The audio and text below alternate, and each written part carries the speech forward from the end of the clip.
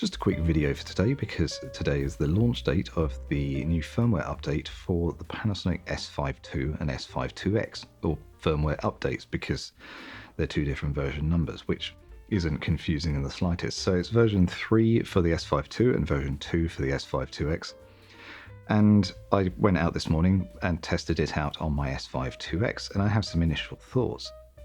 So most of these changes have been brought over from the G9 II, which is very interesting because there are certain challenges associated with it, I suppose. The G9 II is a faster sensor, it's a smaller sensor, and most of these changes are going to be sort of affected by the sensor size and sensor speed. I'm not going to cover the frame.io stuff because I don't care. I'm not going to use it.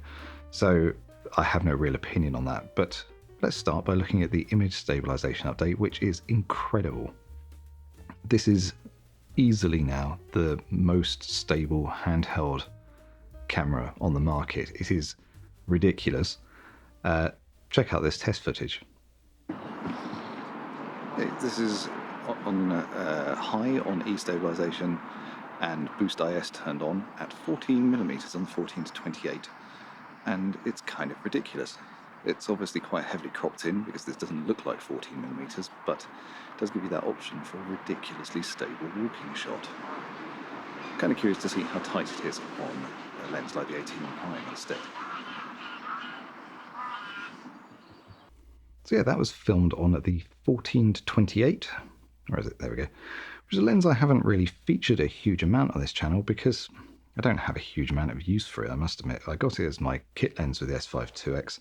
And it's a very good lens, but it doesn't have an optical stabilizer, and it's so wide that the camera could never really deal with the amount of movement of the field of view in order to stabilize it for video.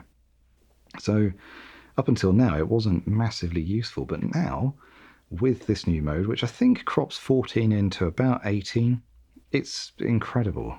And it's just with the IBIS of the camera and the electronic stabilization.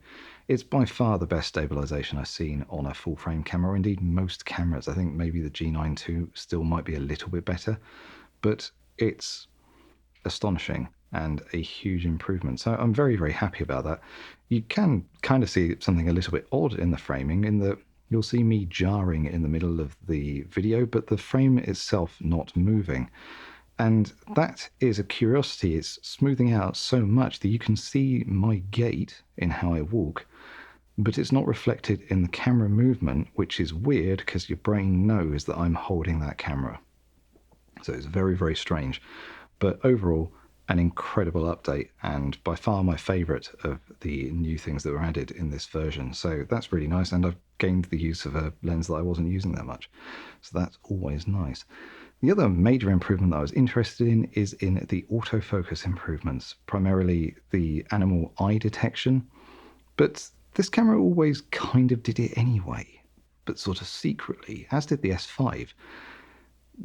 Richard Wong did some testing, I think a couple of years ago, where he sort of showed that it was already focusing on the eyes of animals and doing a really good job of it. Maybe it was more the heads, but it just wasn't reflected in the graphics on the viewfinder. Is very, very strange, but now it is.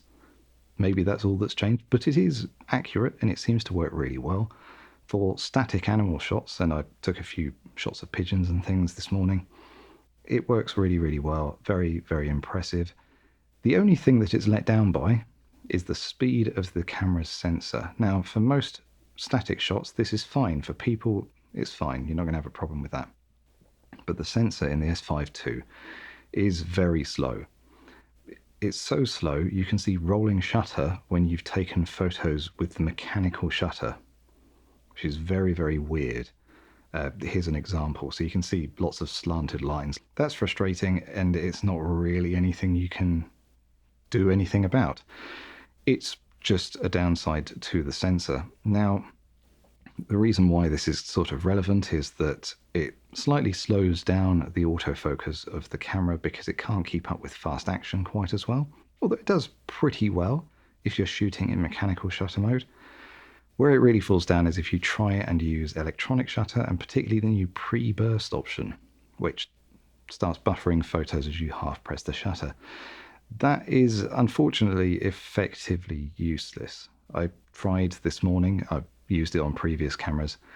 It lags the whole camera up so badly that you can't follow any action with it, or at least I can't. I was guessing where birds were going because the viewfinder's just delayed. It just doesn't work right. The autofocus slows down, or at least visually slows down. And I think this is because of the speed of the sensor. An example of this from another camera that's kind of interesting is the Fujifilm X-H2S and the X-H2 are fundamentally identical except for their sensors, and the autofocus in the X-H2S is notably better because it can read out that much faster. It can check the autofocus and the subject detection so much more rapidly than it can on the X-H2. Effectively, this is the problem here. When you're using the pre-burst mode and it's starting to take this buffer photos, it's reading from the sensor, it's maybe got less time to do the autofocus on those reads or something like that. It just doesn't work very well. So I did get one action shot of a pigeon in flight, and it's basically in focus, but this was with mechanical shutter. And I got 0 out of about 400 that I tried with the pre-burst electronic shutter mode. But it's a nice indicator for the future, if nothing else. This camera isn't ideally suited to that sort of action photography, but maybe their next one will be. Maybe an S5II will have a fast sensor, a stacked sensor, and feature this autofocus system and burst system, although it would be nice if they have just a generally better electronic shutter mode. It's just, the whole thing is laggy. You press the shutter, it takes half a second to start taking photos. It feels laggy when you finish taking photos. The SD cards are not fast enough, or the interface to the SD cards aren't fast enough to actually write the photos fast enough. It's a frustrating experience. So that's something I'd like to see improved in an S5II.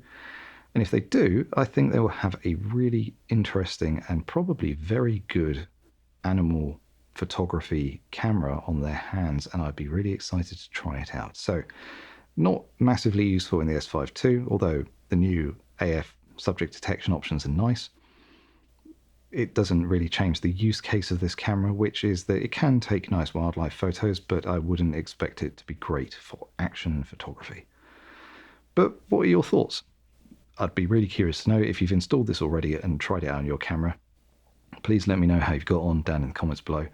If you've got any nice photos and can figure out a way to send me a link to them, like via my email in the YouTube profile, do that. I'd love to see how you've gotten on and what your results are, because I don't shoot wildlife with this camera, and I was using a 200mm lens in order to test this out, which isn't exactly ideal. So I'd like to see other results, and if anyone has some better results than me, please do let me know. But yes, thank you very much for watching.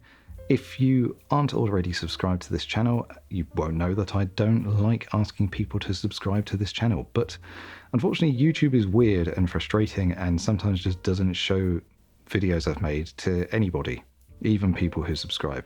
But it does help me in terms of reaching people who actually do want to see my videos, and maybe one day they'll fix it. Until next time.